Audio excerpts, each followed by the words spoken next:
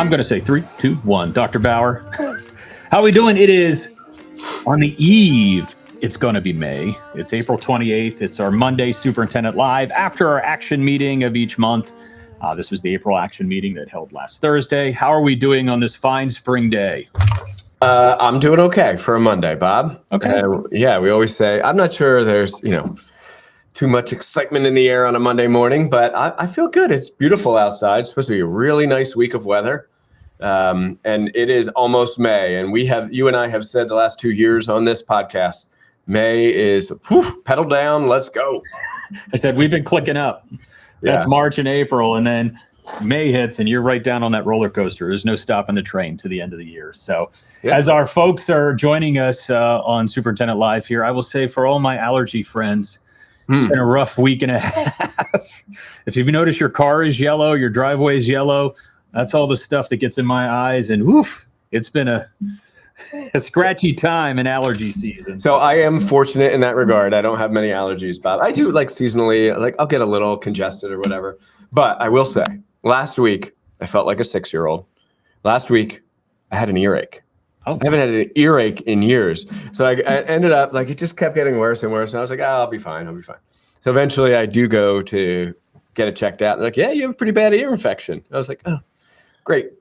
So maybe that's tied to allergies. You could be getting just a little bit in there, a little bit of post-nasal drip from this kind of stuff. It's that time of year. I know all my allergy friends out there. Shout out to the allergy friends. And that's the thing I'll say is and I've always, luckily I'm knocking on every piece of wood I have is I'm not the type of person that gets colds. And I do think I've been inoculated after 30 years of being in these buildings that I've seen every virus that's come through here. But the only thing I get is that scratchy eye, the runny nose, the sneezing, when all this pollen's in the air in the spring, and then I get it again, like the tree pollen in the fall. So that's my double up. So if you ever see me scratching or bringing out emptying my box of tissues, it's because of allergies. Bob, I like you. I have said this before, I think on this podcast or on the Facebook Lives, that I have never once, and I'm so fortunate and I'm so appreciative, but never once in my 20 years in education, I've never taken a sick day for illness for me. Mm-hmm. I had a back surgery roughly 10 years ago. So of course I was out when I had surgery. My mom, who has passed, was sick, and I took time for her, went to take her to her treatments and appointments, my kids, stuff so I have taken sick time, but I have never, you say you don't get colds. I've been very fortunate. I've never once taken a sick day for illness for me. So in my 30 years, it's been twice. Okay. Oh, look at those. You got some balloons. And I got the balloons twice that I've been sick twice. And one time I actually got the flu, and I was sick. I missed our senior prom. I couldn't go. That's how sick I was. Yeah, I was definitely sick, right? And then another time's a whole other story not worth on this podcast of how sick I was. Understood. What's going on there. All right. So we had our action meeting on Thursday night, and we like to talk about what happened there to take any questions from our community as they're jumping in here on our Facebook Live, Superintendent Live. But there's some things that stuck out to me I wanted to see if we could talk about, and you could give a little more description. So the one thing I saw was, and I'd missed our education, curriculum, and instruction meeting. Mrs. Fakish did that one, and I didn't see this, but that we received an award for the Seal of Biliteracy. Tell us about that. What is that? What's going on there? Yeah, so it's actually not an award that the school district has obtained. We have awarded this status? No, so rather it permits, it's a good question. And if you have this question, I'm sure other people do. It allows us to give the award to students. Oh, okay. So it says on the PDE website, the Pennsylvania Seal of Biliteracy is an award presented by a school or school entity, which includes school district, charter school, cyber charter, non-public, in recognition of students who have attained intermediate to high proficiency in English and one or more additional world language upon high school graduation. The Seal of Biliteracy encourages students to study and attain proficiency in English and another world language to promote civic and global engagement. It also demonstrates that biliteracy and bilingualism are academically challenging endeavors. By earning this seal, students demonstrate readiness to engage in a global community. So essentially, you have to secure or obtain proficiency, not only in, of course, English, but in another world language. And you can do that via an AP exam or some other metrics to prove that you're bilingual. So this is something the state implemented a few years ago, and North Penn is now, I guess, officially approved to give a seal of biliteracy. Understood. Now I get it. Okay. That's why we bring it up, because even I was confused when I saw that, so I wasn't sure what was going on there. So. Got it. Thanks for asking. Yeah, so some other things that were on the agenda. Act 93 sounds all official. What is that? What's going on? What was approved for Act 93? Yeah, so you're in school districts, you typically have two major collective bargaining groups. One is, of course, your teachers union and those who are on the teacher contract. We say teachers union. In North Penn, it's NPEA, but it's not just teachers. There are many employees who the average person wouldn't consider a classroom teacher. An example would be a school counselor, right? So they are a part of that collective bargaining agreement. Many employees that are not your traditional classroom teachers are a part of that group. And then you have your support staff. In North Penn, we call it NESPA, or North Penn Educational Support Professionals Association. So you have those two groups, and they have collective bargaining agreements, which I'm very pleased to say for the first time in North Penn history, to my knowledge, we had early bird agreements with both organizations.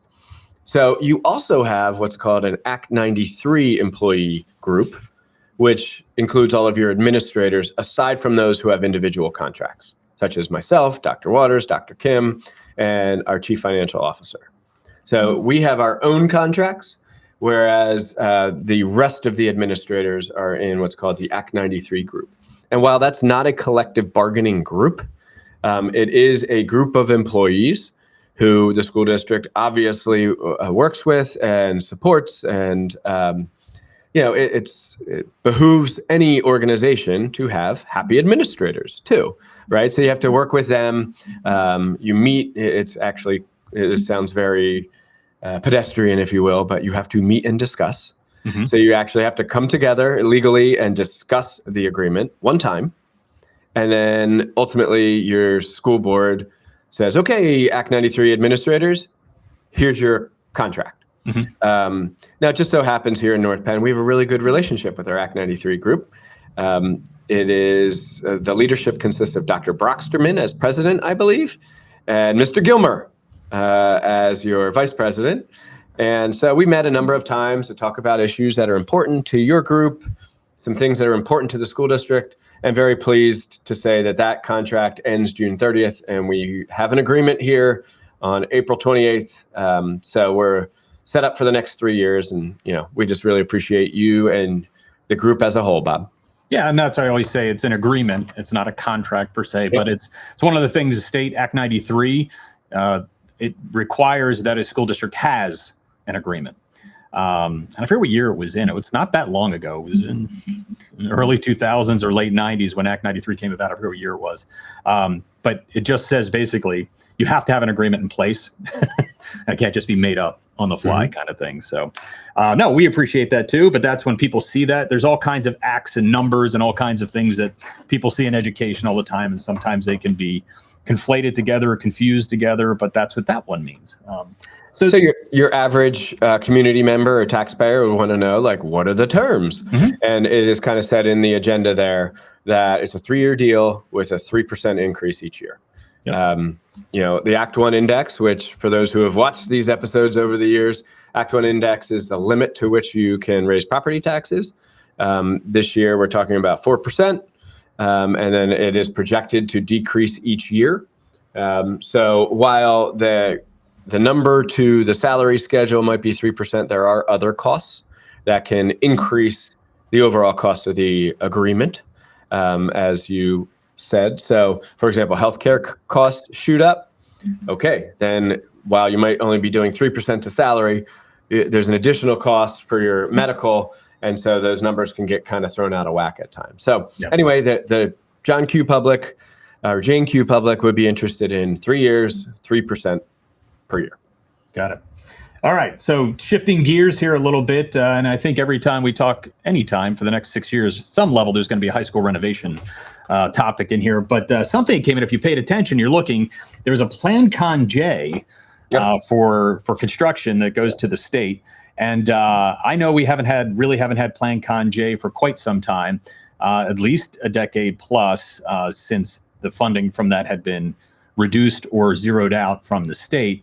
But when you see Plan Con J and you start seeing some costs there, they don't seem to align with the costs we're talking about with the high school renovation now.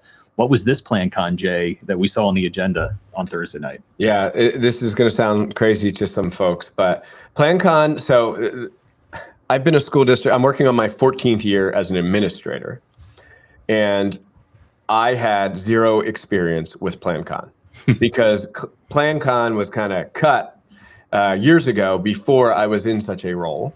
And it used to be a subsidy for school construction projects. So I don't know all the particulars, but what I do know, it was frozen forever. And I hear it all the time. It would be really nice if they would bring back Plan Con because so many school districts, North Penn included, have infrastructure needs. And it would be really nice to have some support from the government on those projects, right? So it was frozen. Plan Con was dead for a while. I, at one point, started advocating, like, let's bring it back. And Mr. Scrocky said at the time, like, don't even discuss it. Don't expect it, yeah. It's DOA, as he would say.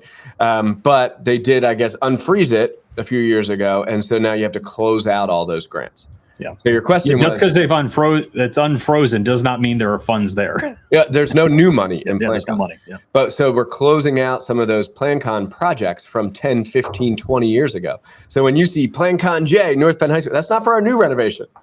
That's for when they built K-Pod in the late 90s and Rick Carroll Natatorium. Yep.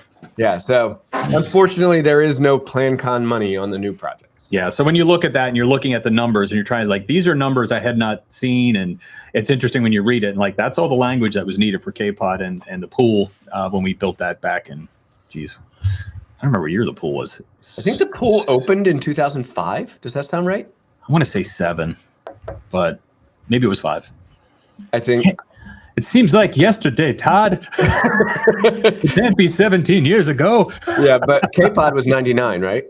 Yeah, K-Pod was 1999, so that's definitely 26 years ago. Yeah. So some other things that you then saw, and it's actually pool related. You saw a rental agreement with Hatboro Horsham School District. Tell us about that. Yeah. So when Crawford Stadium was being renovated, we had a full season of, say, football or track or anyone else who uses the stadium. You had a full season where you didn't have a track or you didn't have a football stadium. Now it's well beyond a football stadium, right? Mm-hmm.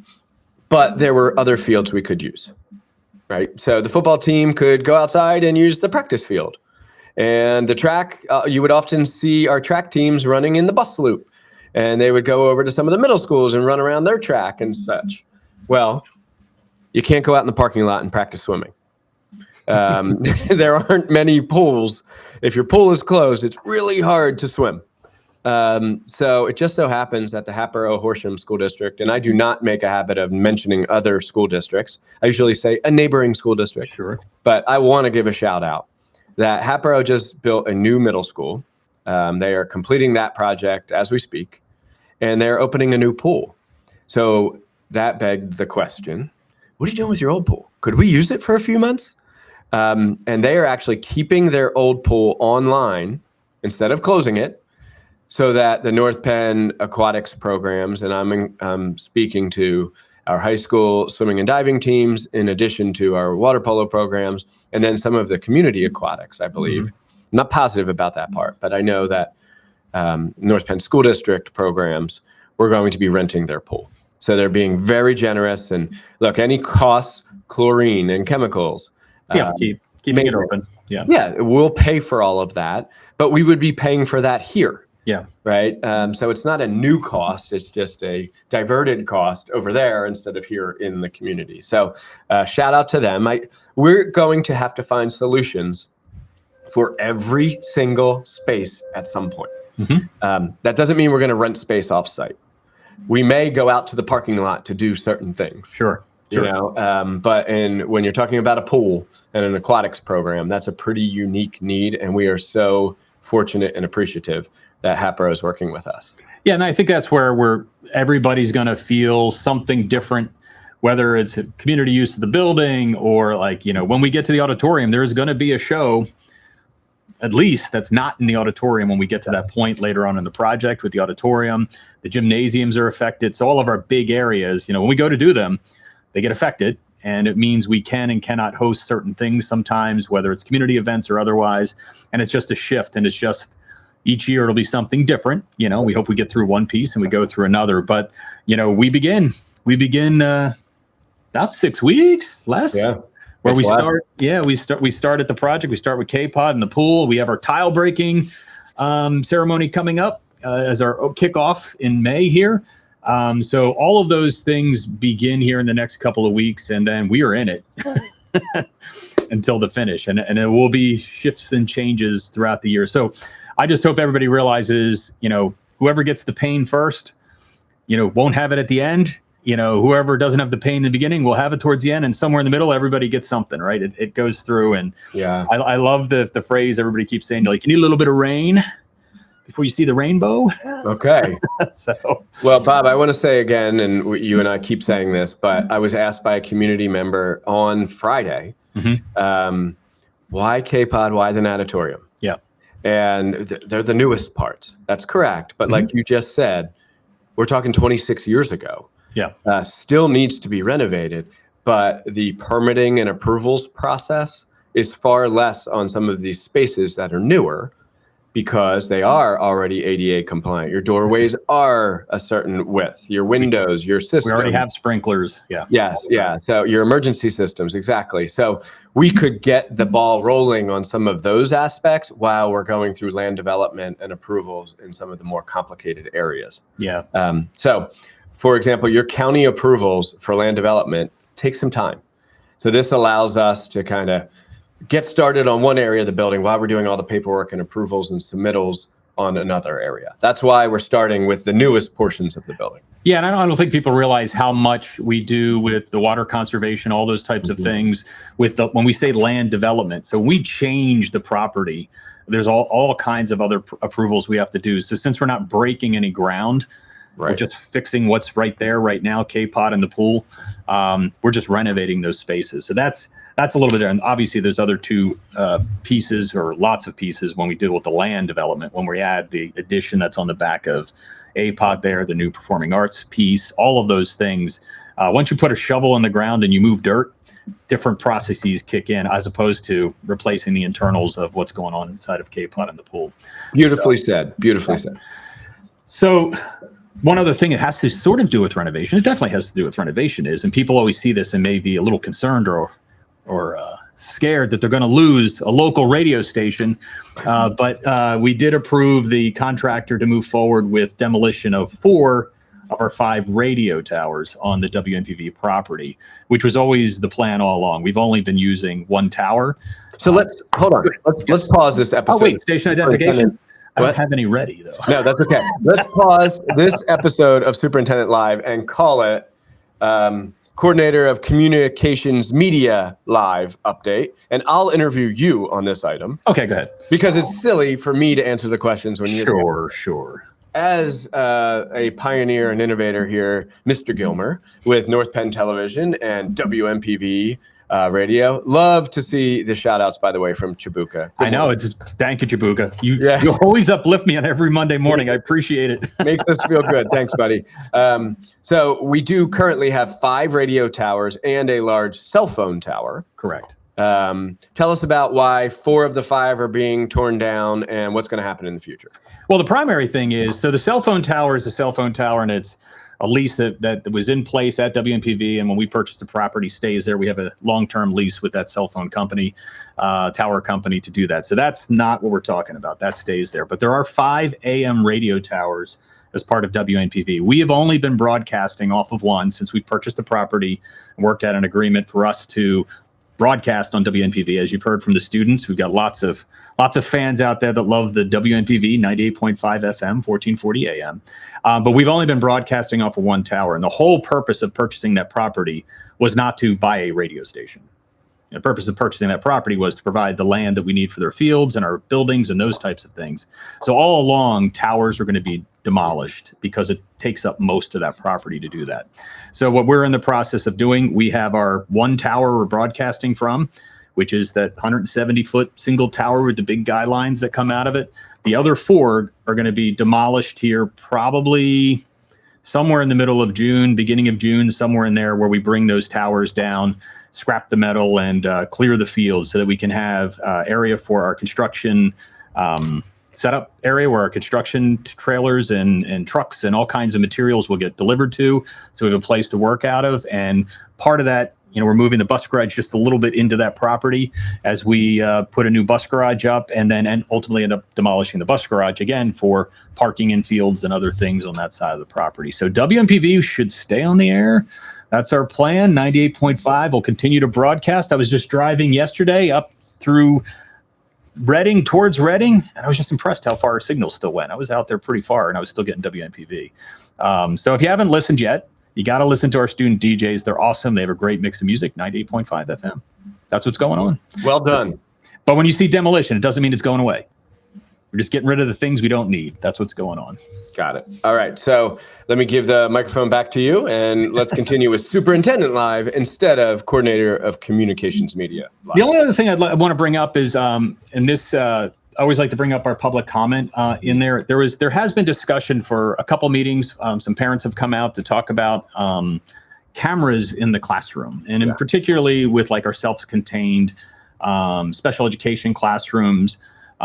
In particular, when we talk about classroom groups of students that may be nonverbal, it's things you see in the news of incidents that have happened across the nation and in the state of Pennsylvania and nearby. There have been issues that you read in the newspaper, and asking for, can we get cameras in the classroom to monitor or to make sure whatever is happening in the classroom is going. And when we talk about the cameras, I know some people have said in the past, like, cameras everywhere, almost like police body cams, cameras in every single classroom, those kinds of things. And I know generally in the last couple months, that's not what we've been talking about. And in particular on Thursday, we had a parent ask about that for those self-contained special education classrooms. I said a lot of words there. So redefine what I said. If I'm off, if I'm wrong, and what are we doing about that conversation? Yeah, all good points and good questions, Bob. So you said it beautifully, that there, of late, and this is not a new topic. This is a topic that has been brought up over the years. We did have a community member who was often coming to the podium saying, put cameras in every single classroom. Yeah. I don't know that I think that is a reasonable request. I think you're talking roughly 1,000 classroom spaces plus everything. Like, people just think, oh, you pay for a camera. So what? It's not just that. It's power to that camera. It is network space.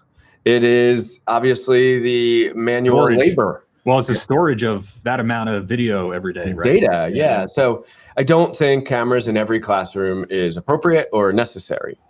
I do certainly understand the advocacy for cameras in classrooms for where students are nonverbal. I understand it. I also understand the concerns. We have students on a list every year from parents who do not want their child to be photographed in any way, part of any publications, those types of things. So families have a right to privacy to a degree as well. So you're taking into consideration the Pennsylvania wiretap law. Is there a, what's the phrase I'm looking, expectation of privacy, right? So for example, there's an expectation of privacy in a restroom. Mm-hmm. You would not expect surveillance cameras in a restroom if you go to the mall or to a movie theater. But quite frankly, when I walk into a hospital and I'm walking down the hallway, there's no expectation of privacy. I expect that there's cameras on me as I walk through, a hospital. Down the hall, So a classroom space is something that, is there an expectation of privacy there or not?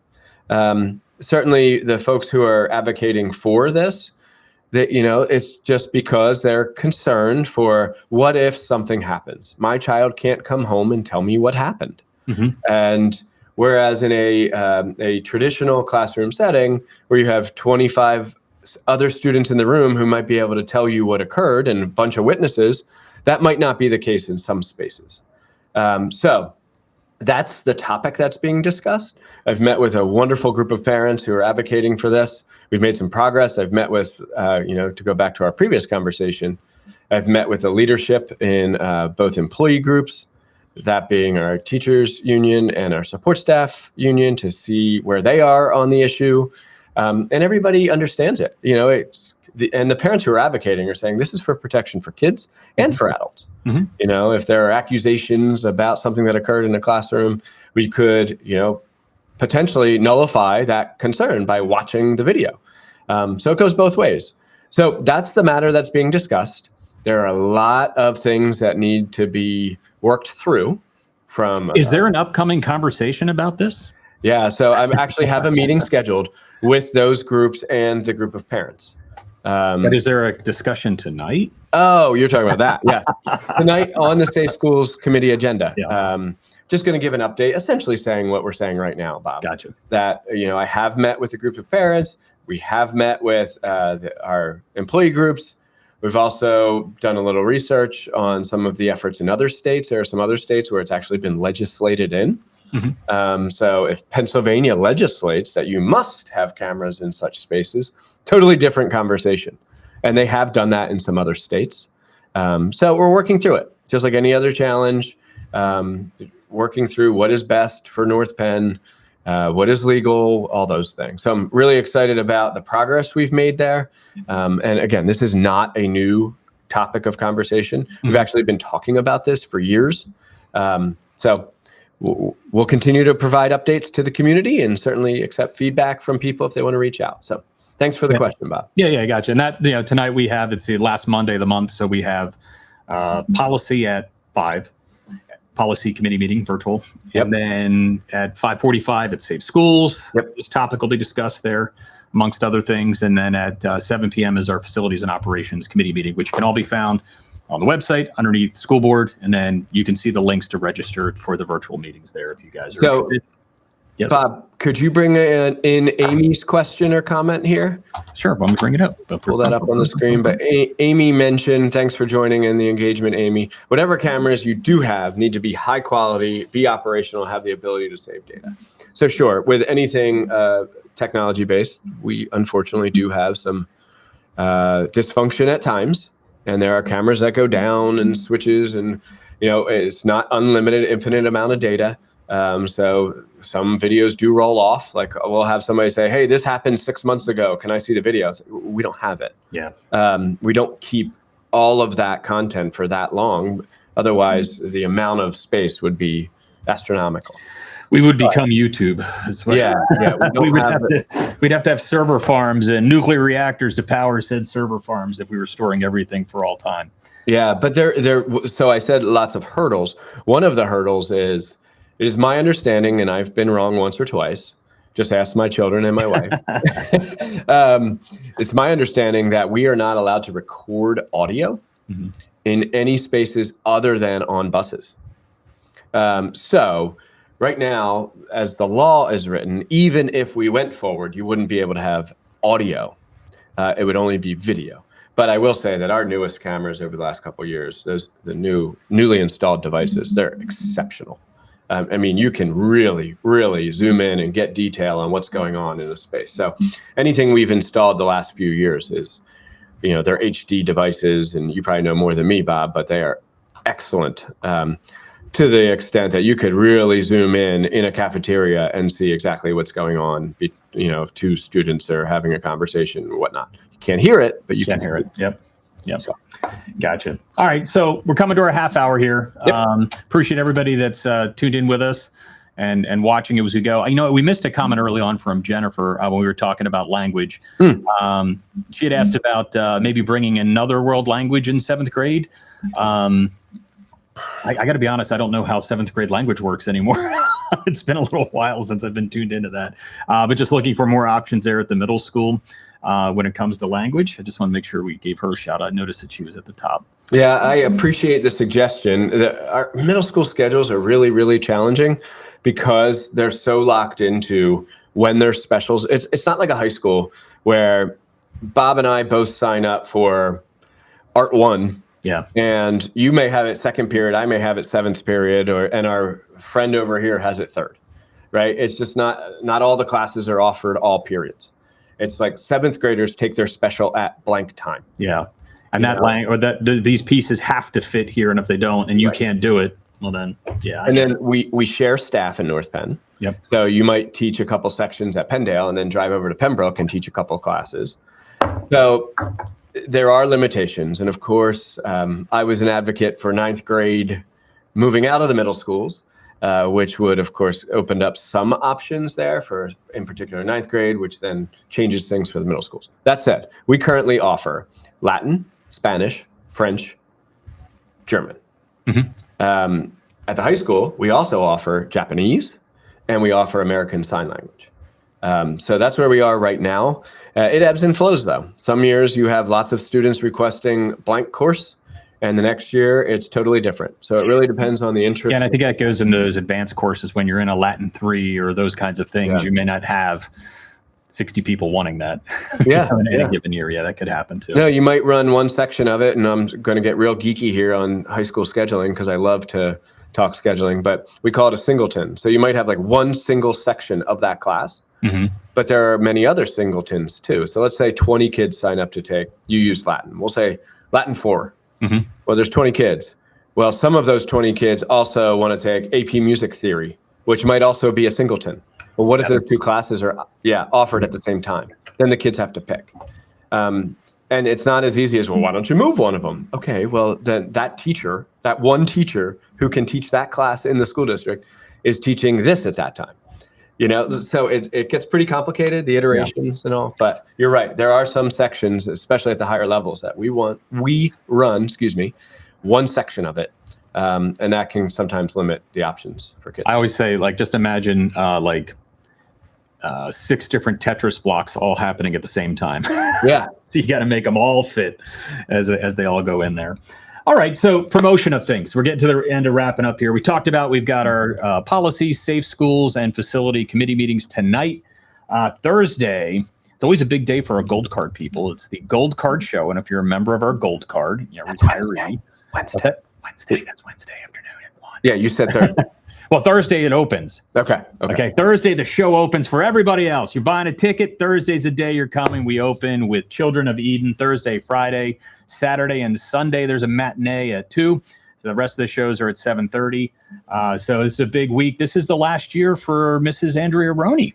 This is her last show. So she's going to be retiring at the end of the year. So on Saturday, for any of you North Penn Theater alumni out there, we're interviewing former theater students and whatnot that come into the building on Saturday for a piece we're putting together about the program. So as you come in, we'll do like a blue carpet. If you want to be interviewed live, we'll do that.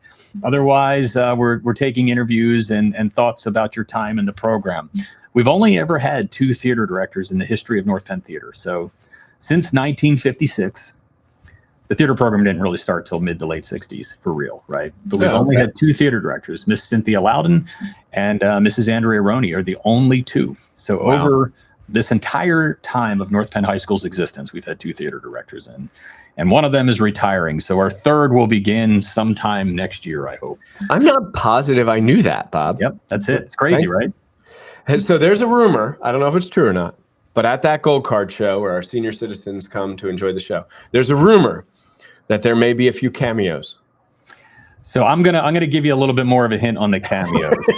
Go ahead. Historically, the high school principal is in the show at some point. That's fair. Been a thing for many, many years.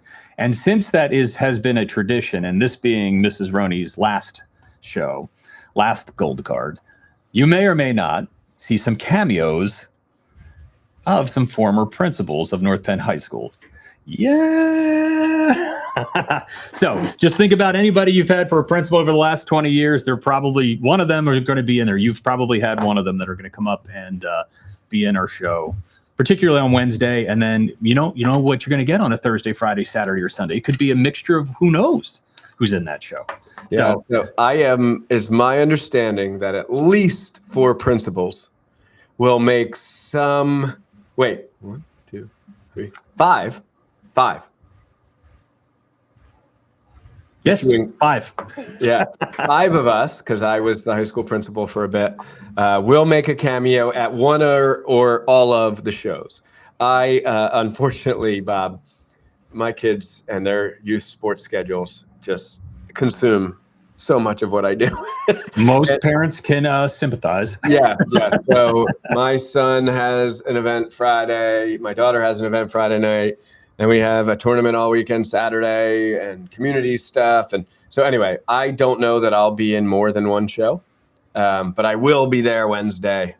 Looking forward to it. The good thing is that Mrs. Roney knows the extent of my skills. So usually, I don't know what my role is yet. I'm going to tell you, most principals' skills are pretty much the same. Okay. So usually, like there was one, I don't even remember which show it was. I walked on stage, handed someone a rubber chicken, and walked off. And I was like, Andrea, you know the limit of my talent. So I'm hopeful whatever I'm doing in the show is very simple. But look for a cameo if you're attending the Gold Card show. Awesome. It's going to be a good time.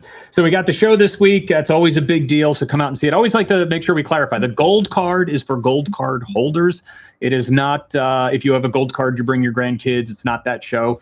Yep. So we always kind of, while this is a show we pay for, licensing wise, it is like the final rehearsals, what we kind of consider, right? That's our Gold Card show where we show this and showcase it to give a little tease to the community. But if you're purchasing tickets and if you don't have a Gold Card, you're purchasing a ticket. So that's not open to the community Gold Card. That's open to Gold Card holders.